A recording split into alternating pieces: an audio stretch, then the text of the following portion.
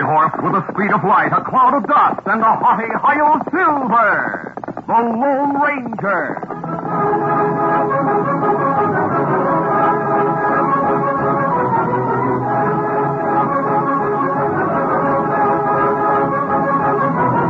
With his faithful Indian companion Tonto, the daring and resourceful masked rider of the plains led the fight for law and order in the early western United States.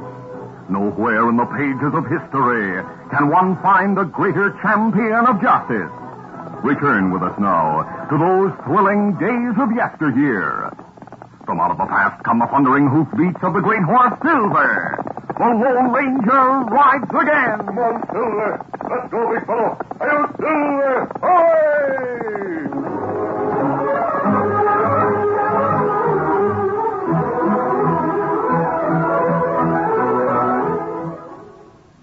Sheriff Sam is a boy of 10. He busts right in the robber's den and gets his man because he knows he's got go power from Cheerios. Yes, he's got go power. There he goes. He's feeling his Cheerios. Cheerios. Cheerios. That's Cheerios, all right. The nourishing oat cereal that's shaped like little letter O's. The ready-to-eat cereal with a wonderful toasted oat flavor. What's more, every delicious spoonful of Cheerios and milk is real muscle-building food. That's right. Each spoonful contains vitamins, minerals, and proteins your body needs. And these good things in a Cheerios breakfast do good things for your body. Help you have healthy nerves, good red blood, strong bones, and muscles. Yes, Cheerios is made to give you real go power. So try Cheerios, the famous oat cereal that needs no cooking. And soon you'll hear people say, He's feeling his Cheerios.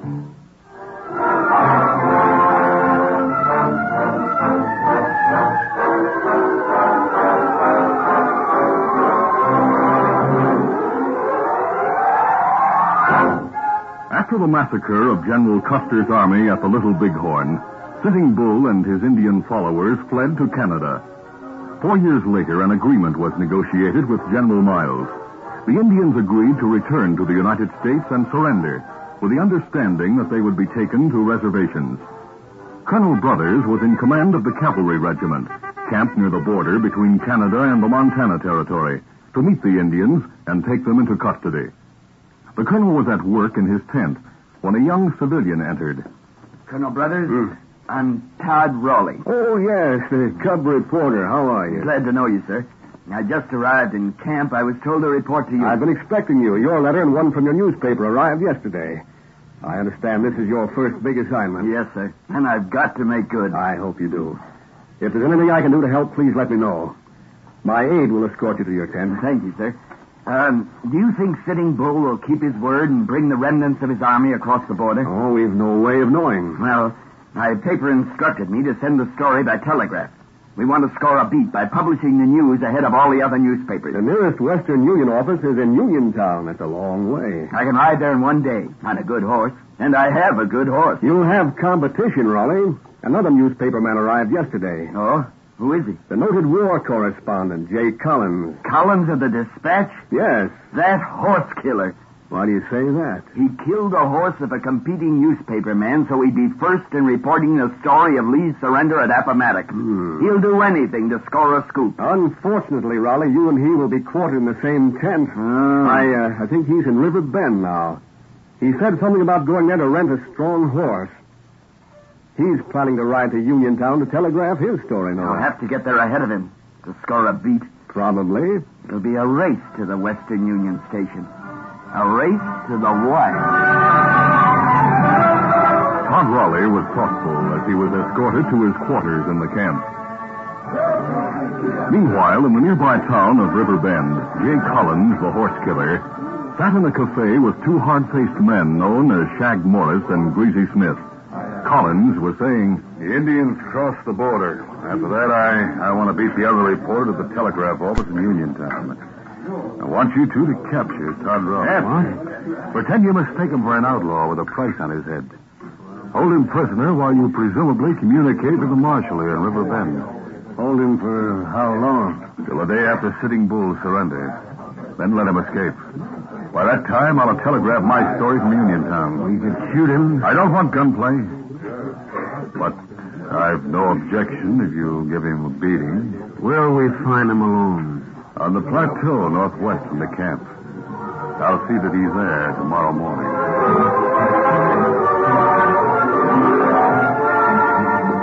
Late that afternoon, the Lone Ranger and Tonto brought their horses to a halt near a dense forest on the plateau near the boundary line. From there, they could see the tents and horses in the cavalry camp in a valley to the southeast, and they could see the Canadian mountains north of the border.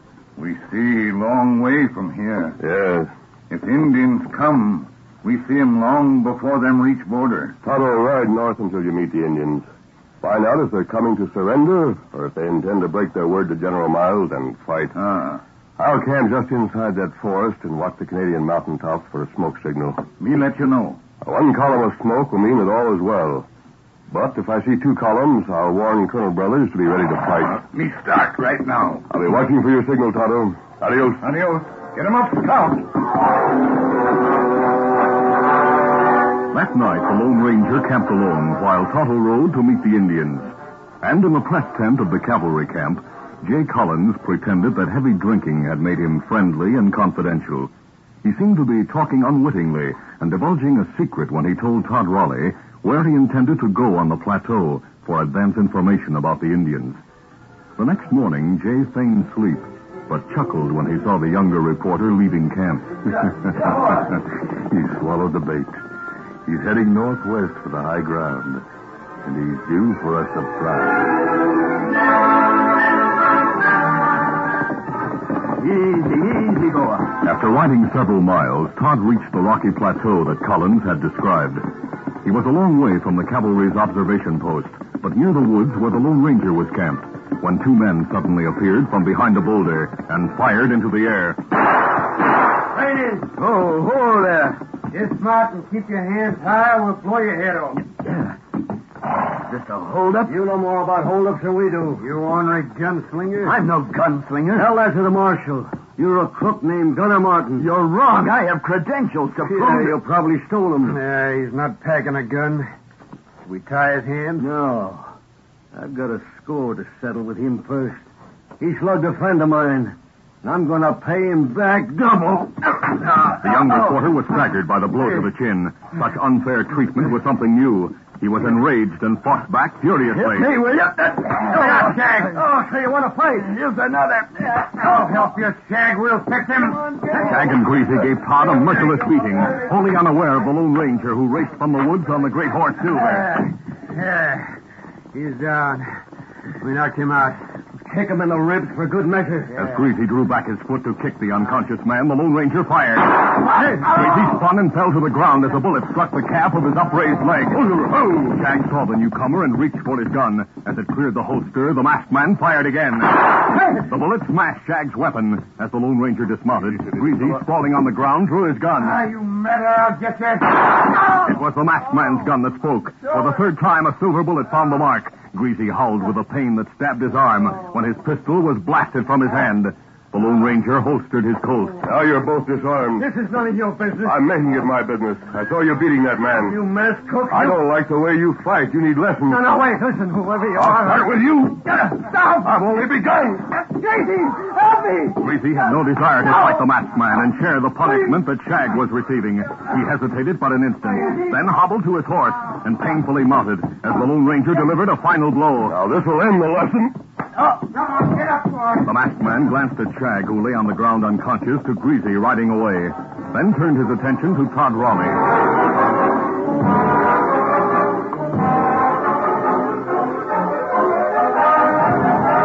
It was early afternoon of the same day. Jay Collins sat in the headquarters tent with Colonel Brothers. He was saying, I have no idea where Todd Raleigh is. I haven't seen him since last night. I overslept this morning, you see, and I... Colonel Brothers. Yes? Todd Raleigh was just brought into camp. He's badly hurt. What happened to him? I don't know, sir. The masked man took him to the doctor. Masked man? Colonel Brothers. Oh, here he is. Hey, that mask, what does this mean? Please read this letter, Colonel Brothers. It's from General Miles, for whom I served as scout. It explains my mask. May I see the letter? No. Aren't you Jay Collins? Yes, who are you? The colonel is reading the letter that identifies me. Yes, indeed it does. I'm glad to know you. Who is he, Colonel? I'm not at liberty to say. What about Raleigh? Tell me what happened. I was camped in the woods on the plateau when I heard gunshots and rode into the open to investigate. I saw two men some distance away giving the third man a merciless beating. I hurried there and interfered. The Lone Ranger told of the encounter and finished by saying, Raleigh regained consciousness for only a short time. He suspects the two men were hired to beat him. Hired by a rival reporter who wants a scoop. Why are you looking at me? Raleigh mentioned your name, Collins. If you or Todd Raleigh make any charges against me, you'd better be able to prove them. No charges have been made yet. Colonel. Yes? I'd like to speak to you about Todd Raleigh. He should be taken by ambulance to the Army Base Hospital at Uniontown. Very well, Doctor. Do all that's necessary. But he refuses to let us move him to the hospital at Uniontown. He wants to be here when Sitting Bull arrives. I'll talk to him. Why don't you offer to write his story and put it on the wire from Uniontown? That, Collins, is just what I intend to do.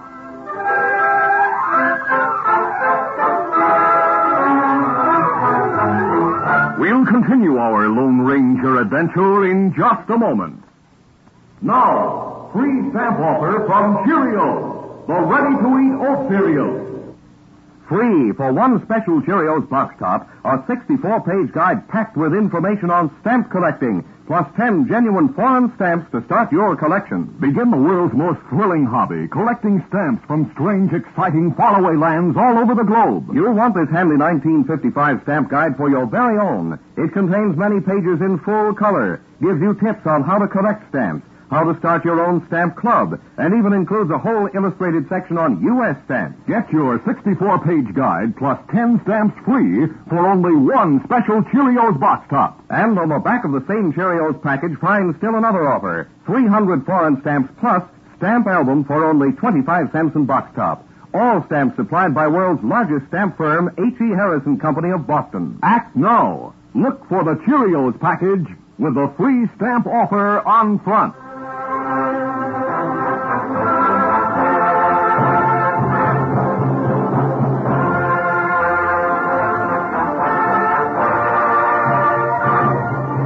Now to continue. When Shag was released, he went directly to River Bend, where he found Greasy seated at a corner table in the cafe. Later, Jay Collins joined them. The horse killer told of the latest developments in the cavalry camp, then said, The masked man who captured you intends to take Todd Raleigh's place. He must be stopped. Well, don't look at me. I'm not mixing with that masked man again. I've had one beaten from That's him. the point, Shag. He gave you a beating. Go to the marshal and file charges against him for assault and battery and shooting with intent to kill. Gracie's the witness. That evening at dusk, the Lone Ranger, watching from the plateau near his woodland camp, saw Tonto's smoke signal rising from a Canadian mountaintop and knew that the Indians intended to keep their word and were on their way to the border to surrender.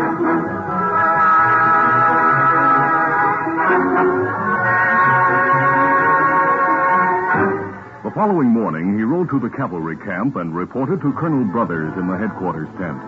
He told about Tonto's signal. The Indians are unarmed. They should arrive this morning. Good. Colonel Brothers, Yes? an advance party, including Sitting Bull and several of these leaders, has entered camp. The outpost reports that the main party of Indians has been sighted approaching the border. I'll await the advance party in front of this tent. Yes, Care to join me outside? Yes, sir. The Lone Ranger and the Colonel, standing in front of the headquarters tent, watched the approaching Indian leaders. Old Sitting Bull looked thin and dispirited. He rode between Tonto and Jay Collins. Collins was waiting for them at the border. He'll probably have enough data for his story before you have the chance to speak to Sitting Bull. Tonto has been traveling with Sitting Bull. He'll have all the facts. It'll mean a lot to Todd Raleigh if you can beat Collins to the telegraph. I must beat him. Collins will distort the truth.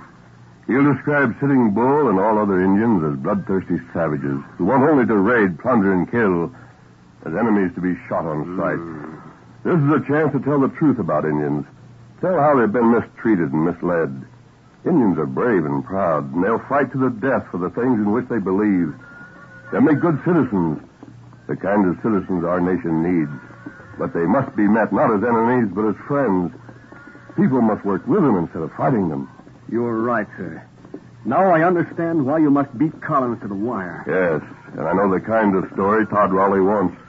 As Tonto and Sitting Bull's party halted their horses a short distance away from the headquarters tent, Jay Collins glanced at the Lone Ranger, then spurred his horse and rode away. He's leaving.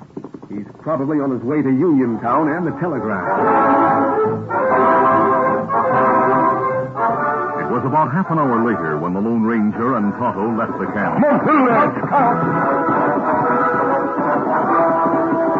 They traveled only a short distance when they saw the marshal from River Bend approaching.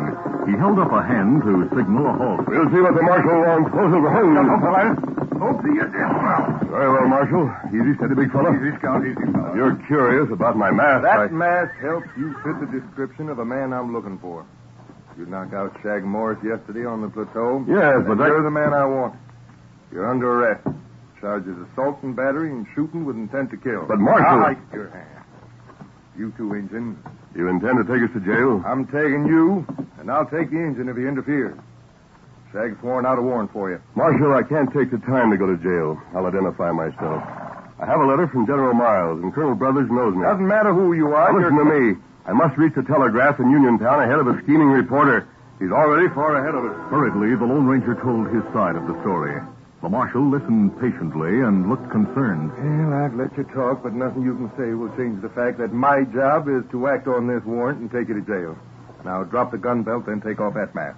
Sorry, Marshal. Hey, what The masked man moved fast. He slapped aside the threatening weapon, then closed in, gripped the lawman's wrist, and twisted it to bring the gun and arm behind the marshal's back. My arm! Stay back, Tonto. I'll handle him. You'll regret this. Drop the gun. Resisting arrest. Another charge against you. No, my arm! With this grip, I can break your arm. Drop the gun. All right, I dropped it. I'll take it your way. Tonto, pick it up. Me get it.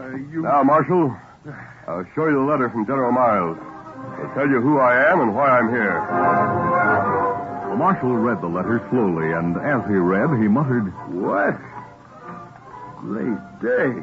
He finished the letter and returned it with a grin. Well, it's no disgrace to be disarmed by you. Fact is, I'm proud to know you. I'll answer Shag's charges, Marshal. But first, I'm going to Uniontown. Think you'll overtake Collins? I don't know. We've lost valuable time. I'll show you a shortcut through the hills. Good. Come on, Tonto. Easy. Get Come away, The marshal pointed out the route through the mountains, and Silver set the pace. It was a fast ride and a dangerous one, over ground that was badly broken and studded with rocks. But it reduced by several miles the trip to Uniontown.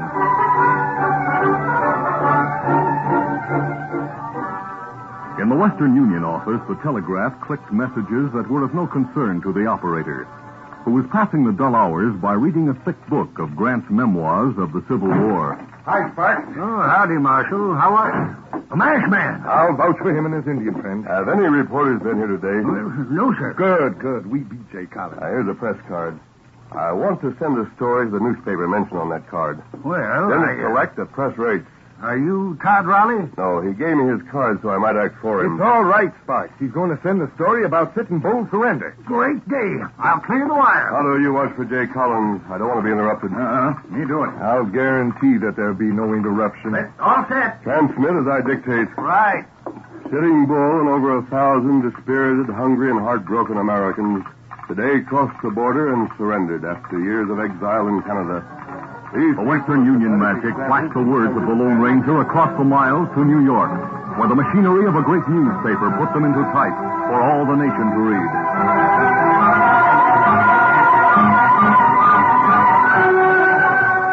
That's it, Sparks. What a story. McCarty. Yes? Collins riding this way. Let me look through that window. Yeah, here he comes. Being as we left our horses behind the building, he don't know he's been beaten to the wire. Two feller with him. Yeah, Shag and Greasy. Too bad we can't stop Collins from sending his lying, bigoted story. Maybe we can tie up the wire. Sparks, tell the paper there's more to come. Right. You were reading this book, Grant's Memoirs. Send it word for word. Over 1,500 pages. Start with page 1 and keep going until I tell you to stop, for New York refuses to accept anymore. Collins and his friend are dismounting. Where can we get out of sight? Next room, the freight office. Good. Come on, Tonto. You know what you're doing. Yes, Marshal. Let's leave this door open so we can hear what Collins says. Telling Sparks to send Grant's memoirs. After the Battle of Bull Run, a reporter tied up the telegraph wire by having the operator start transmitting the Bible. The New York Herald paid over $3,000 for the toll, but considered the money well spent for an exclusive story of a great event. Kimasabi, Collins, others, come in. Hey, Sparks. I'm Jay Collins of the Dispatch.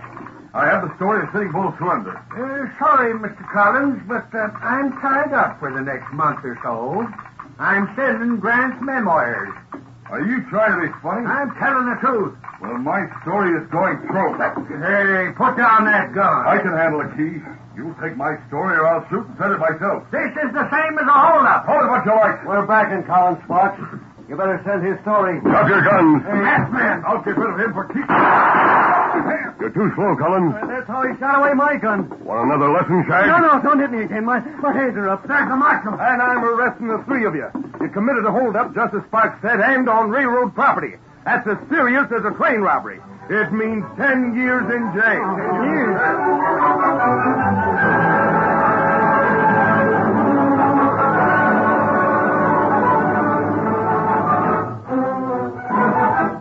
That evening in the Army hospital, the marshal told Todd Raleigh, who was much improved and resting comfortably, about the day's events. So now Jay Collins, Shag, and Greasy are all in jail. What about the charges against the masked man? Oh, they've been dropped. Oh, by the way, the masked man asked me to return your press card. Here it is. Thanks. Marshal, didn't Jay Collins send in any story? Not a word, Todd. Your paper got more than a scoop. We got an exclusive. Yes, sir. And I reckon you'll receive a bonus for that. No, I didn't earn it. The masked man should get it. It was his story. Oh, he wouldn't take money for saying a good word for the Indians. He's the Lone Ranger. I'll Silver,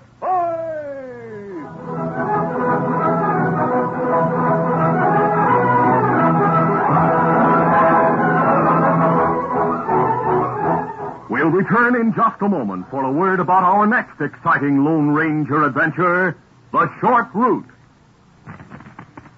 Know what I've got here? Sounds like money, and it is. Matter of fact, I've got a handful of genuine foreign coins. Real money you could spend right now in faraway lands. And here's the best part.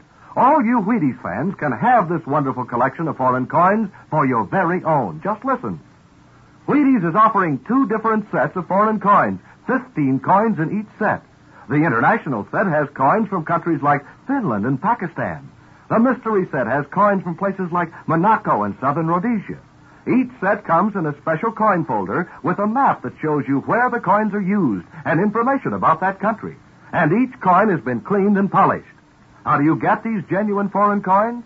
Well, for each set, you send us only 1 Wheaties box top and 25 cents. Look for the directions on the back of Wheaties' special foreign coin packages now at your grocer's. Pick one up and start collecting foreign coins.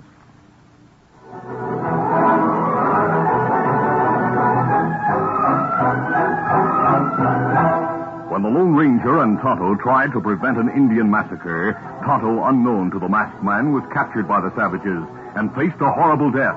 Chilling suspense and fast action make this a story you'll not want to miss. Be sure to listen.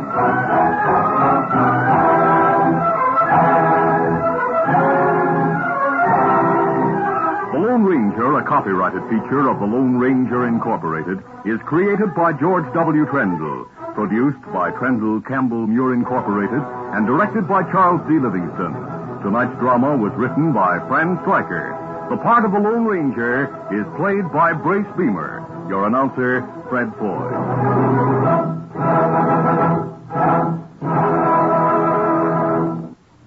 The Lone Ranger is brought to you by General Mills. Starting May 30th, listen to the Lone Ranger every day, Monday through Friday, on another network. This recorded program came to you from Detroit. This is ABC Radio Network.